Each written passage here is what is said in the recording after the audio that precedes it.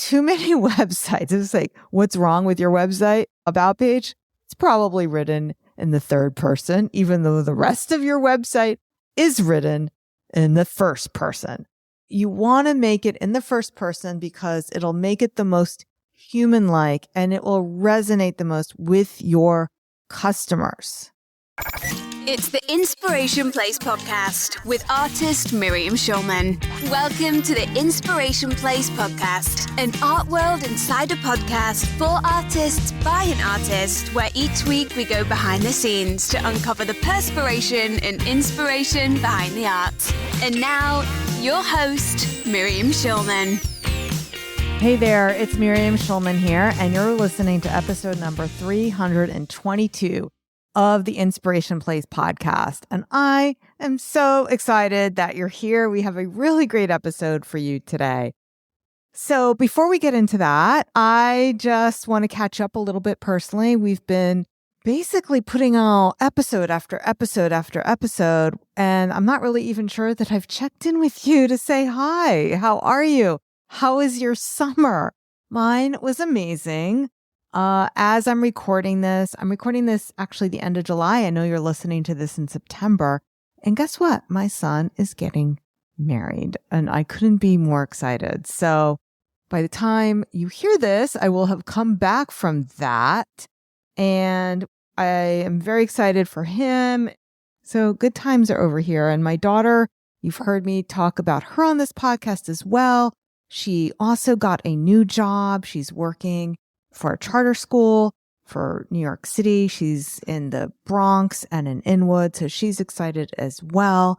And as this is being released, we're in the midst of a boot camp. Hopefully you joined us for that. I don't think it's too late for you to catch up, though. If you want to go to schulmanart.com/bootcamp, if you're listening to this when it goes live, we are on day 2. If you're listening to this when this drops on September 10th. So it's a 3 or 4 day boot camp, depending if you're considering the bonus days or not. And we would love to have you come in and catch up with that. All right. So what inspired this episode is one of the things that I do for my Artist Incubator clients is I review websites. And I've looked at literally hundreds of websites since I started doing this. And for my inner circle members, I actually deep dive with them on anything that they need help on. And one of the key pieces that I always help them with is their about page.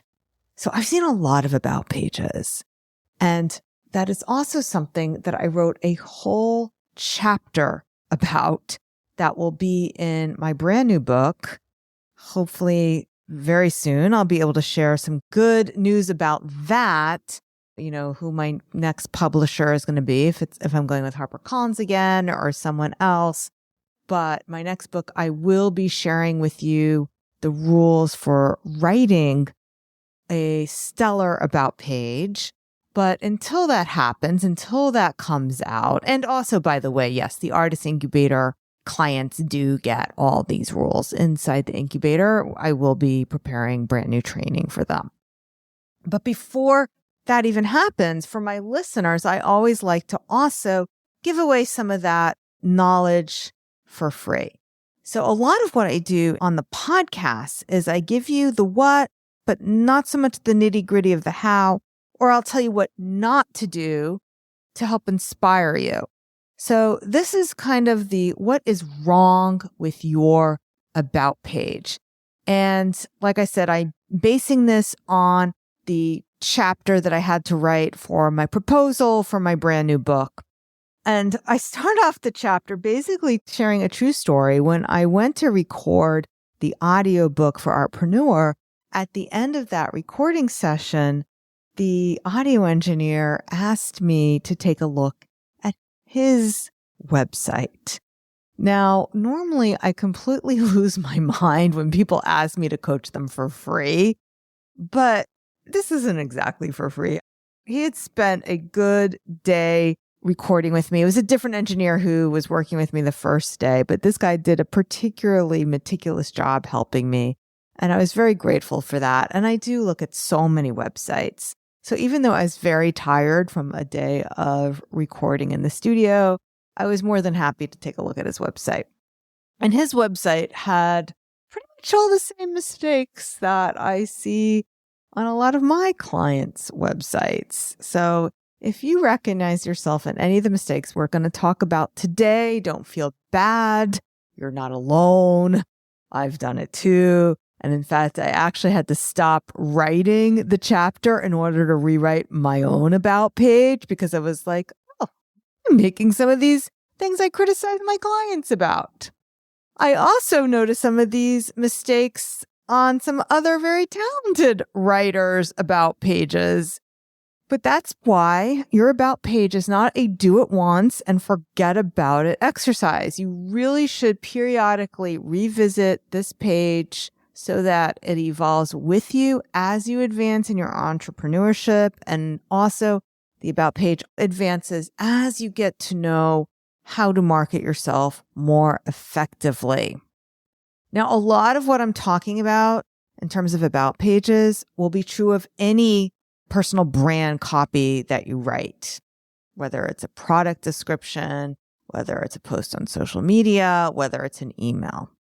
But before we dive into that, let's just talk in general about the Sacred Creativity Framework. I've been mentioning this quite a bit over the last year on this podcast. So in case you're new to me, let me just give you a refresher about what that means.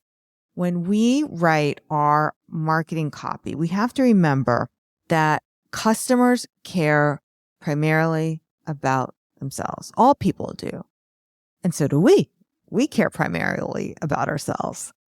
But our customers also care primarily about ourselves. So when we write any copy, what we have to focus on is the who and the why of our customers.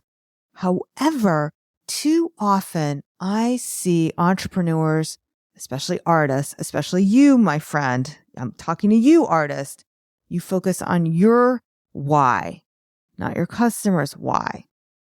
So that's why in this chapter, I put in a lot of examples so people can really understand it. But what I'm going to do differently here that I didn't do in the chapter that I wrote, I'm writing it really for all entrepreneurs. And I want to talk to artists today. This is the mistake that I'm really seeing a lot with artists.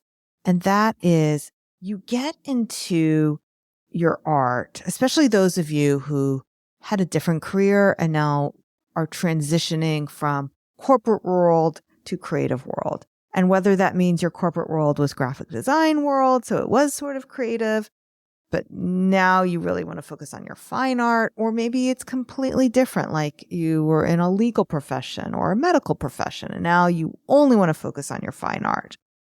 And perhaps you've taken a lot of marketing classes, or even a few marketing classes, or even just you listen to one podcast about how to do this. And most of the marketing advice and advice out there is geared to coaches and service providers who have solved a problem that is the same problem that they are solving for their customer. And unfortunately, that is not the case if you're an artist who left your career because art brings you joy. Because the problem you solved for yourself, that you were burnt out, that you wanted to do something more meaningful, whatever that was, is not the problem that you're solving for your customer. So if you talk too much about yourself in a way that is not about your customer, it's only about yourself, it's not going to go over so well. So let me talk to you about a couple of examples of how this works.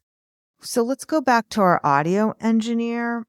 Now, I don't even remember his real name anymore, so I did not pull up his About Me page to give you this example. I actually went onto Google and I said, find me an audio engineer in New Jersey. And I said, what am I going to come up with? And then I changed the person's name and I changed the name of their school. Other than that, it's pretty much the same. So I'm actually only going to read you one paragraph because it really gets boring in the second paragraph. Believe it or not, it's even more boring than the first paragraph. And I'll explain to you what's wrong with it and how he could have done a much better job. All right, let's go.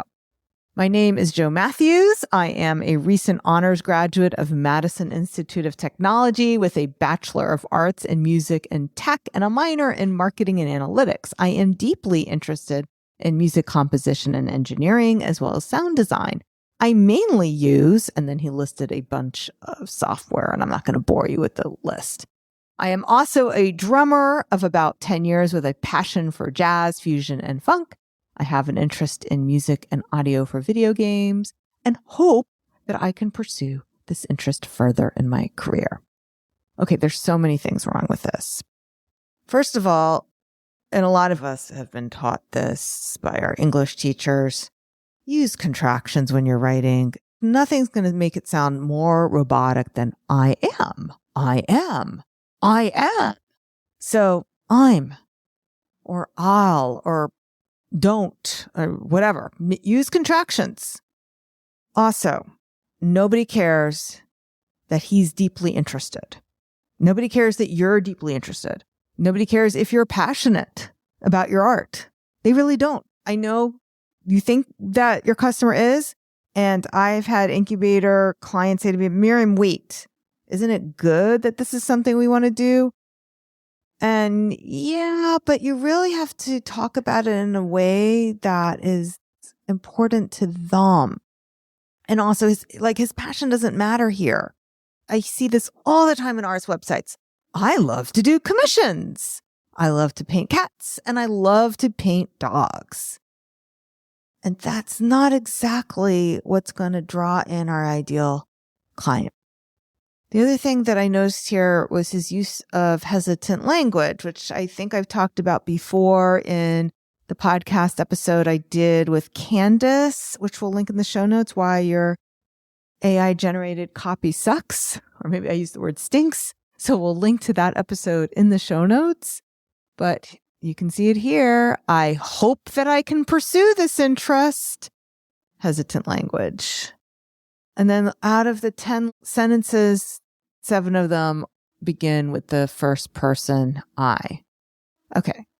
So now at this point, you might be recognizing your writing style and maybe you're not even sure what's wrong with Joe's copy. So what I want to do is I'm going to rewrite Joe's copy so I can show you how much stronger it could be if he focuses on the who and why of his potential customer or his potential employer, could be either one, and less on himself. It's very difficult to do this, by the way, without doing it consciously. So that's why even when I'm writing my own copy, what I always do is I just write it. And then when I go to edit it, I edit it thinking about how do I rewrite this so that I'm talking to my customer. So let's hear how I would have rewritten this. My name is Jo Matthews, a recent honors graduate of Madison Institute of Technology. So that first sentence, I didn't change at all. I even put in what the bachelor degree is and all that stuff. Okay. I did list the software, but listen to how I did it. Using the most cutting edge software, and then I listed it to name a few, you can trust that you'll get the most professional, high quality sound for your next project. So basically, instead of saying, I use this, I use that, I use this other thing, I let the customer or the employer, whoever it is that he might be trying to attract here, that because he knows these things, that they can trust that the customer will get the most cutting edge sound. Now, usually your customer is not going to be familiar with all those things. So if he's trying to attract somebody to do like a freelance project, they may not be familiar with all those tools. if he's trying to attract an employer, they probably would be familiar and happy with those tools. So this way, it covers it either way. As a jazz, fusion, and funk drummer, I understand the nuances of complex and syncopated rhythm so that your production also features a tight, infectious rhythm. So this is instead of saying, I played drums for 10 years. So basically, in the rewrite, I'm letting you know, why does it matter? And then I ended that paragraph with this sentence: whether you're looking to remix your compositions or are coming to me for a new signature sound for your video game, you've come to the right place. So basically, what I've done here is instead of having Joe talk about himself, he's sharing how he can help you, the reader of this copy, or his potential customer. And the content is more or less the same, but he focuses on the who of the customer and why the customer cares. Not why he wants to do it or why he likes it, but he focuses on the customer. And that's what you need to do as well. You need to focus on what your art collector cares about. In this podcast episode, I'm going to give you 5 of the most common about page mistakes. Inside the Artist Incubator, the clients get all 10 of the mistakes and really the rules of how to fix them, as well as a very detailed handbook that walks them step by step how to do an about page. And I recorded some new training for them as well. So they have all that inside the Artist Incubator. But for you, my friend, we're going to go over the 5 most common about page mistakes. And if you're interested in joining the incubator, we'd love to have you in there. And the Artist Incubator Inner Circle members, they actually get very detailed hands-on help from me on writing their about page. Like, I help them write it and we edit it together so that everyone's about page sounds unique and like them and attracts their ideal client. Writing about yourself is probably one of the hardest things to do. We've evolved as humans to be self-centered. It makes sense, doesn't it? We've evolved to survive and put our needs first. So we have a bias towards thinking about ourselves. That's what makes it so difficult when we have to write an about page where we're talking about ourselves, but we're talking about it in a way that it's called customer-centric copy. So putting your customer first. It's hard to do for everybody, even for me. So it's something you have to just learn how to edit yourself to make it more customer-centric. So we'll get started now with the 5 most common about page mistakes. Mistake number 1. You've written your about page in the third person. Too many websites. It's like, what's wrong with your website about page? It's probably written in the third person, even though the rest of your website is written in the first person. So you want to make it in the first person because it'll make it the most human-like and it will resonate the most with your customers.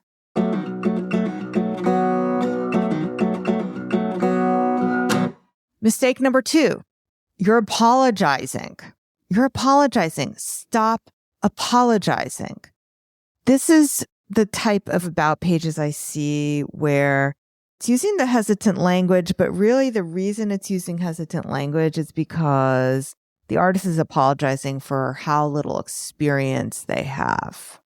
One example I saw, and this is again a real example, and again, I found this in New Jersey. I don't know why I like using New Jersey. I just figure if I was searching in New York City for an event planner or an audio engineer, I'm going to be served with a lot of ads for production companies or big party planning companies. And I figure in New Jersey, I would get more mom and pop type places. So I'm going to share an actual event planner bio that I saw. Names are changed, of course. This is the before. Eve's passion for art and creativity has manifested itself through many mediums over the years. She founded Eve's Events LLC in 2014. She is very hands-on with creating a vision for your event, aka party decorations and event decor. This is not work for her. It's fun, and that's why she loves being the owner. So why is this a mistake? I see this all the time. She's apologizing for the fact that she hasn't always been an event planner by saying her passion has manifested itself through many mediums. Don't say that. I mean, I found this in 2024. Just say Eve has been an event planner for over 10 years. That's plenty of time. You don't have to say it's manifested itself in many different ways. You don't have to say your career's had many twists and turns before you finally became an artist. If you've been an artist for 12 years, 10 years, even 5 years, heck, even 2 years, if it was just 2 years, I would say has been dedicated to art for the last few years. That's not lying. And it's not apologizing either. Mistake number 3, focusing on why you like it instead of why that's important to your customer. If you're anything like my clients, you might be wondering, shouldn't we be sharing how much we enjoy doing our jobs? And you should, but only in a way that your customer cares about it. So, for example, while I enjoy painting dogs, I also love to paint cats. No. Whether you have a dog or a cat, I'll bring the essence of your pet portrait to life. Or even better, whether you have a cat or a dog, you can trust that my art will bring the essence of your pet to life.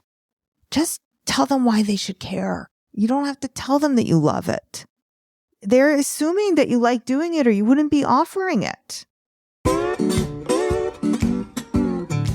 Mistake number 4, speaking about your client as if they're not in the room. So even when about pages are written in the first person, you really need to talk to your client. I've made this mistake too. Let me just give you an example how I've gotten this wrong. And let's see if you can see how much more powerful it sounds in the rewrite. So before is the wrong way. I help all artists from absolute newbies to professionals develop their skills and grow a thriving art business so that they have the time and freedom to create art and do what they love. Okay, I'm going to rewrite this and talk directly to you, the client, the prospect. See how much more powerful this is. Fast forward to today, whether you're an absolute newbie or a seasoned professional, you too can learn how to grow a thriving art business so that you can have the time and freedom to do what you love.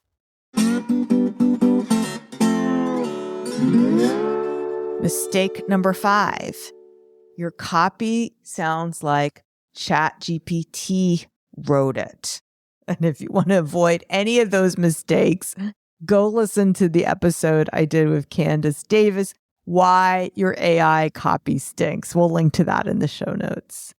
Before we wrap up, let's review all 5 of the most common mistakes in your About page. Mistake number 1, writing the About page in the third person. Mistake number 2, you're apologizing. Mistake number 3, focusing on why you like to do it instead of why that's important for your customer. Mistake number 4, speaking about your client as if they're not in the room. And mistake number 5, your copy sounds like a robot wrote it. All right. I hope that helps you. Like I said, we're going to have a lot of training inside the Artist Incubator. So if you want to join us, registration is opening this week and registration will be open for a full week. If you haven't jumped into the boot camp, You can still do that if you're listening to this when this episode goes live, because we're only on day 2 of the bootcamp and you could totally catch up. Go to schulmanart.com/bootcamp.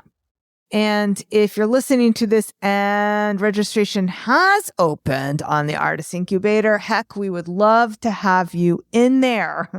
What are you waiting for? If you've been a fan of this podcast, or if you've read the book, or perhaps you've just discovered this, the Artist Incubator is the place to watch your art business soar. You get me for a full year as your business coach, and you get lifetime access to all the training materials. To sign up for the Artist Incubator, go to schulmanart.com/B as in boy, I as in ice cream, and Z as in Zed. All right, my friends. So I'll see you next week. Same time, same place. Until next time, stay inspired. Bye for now.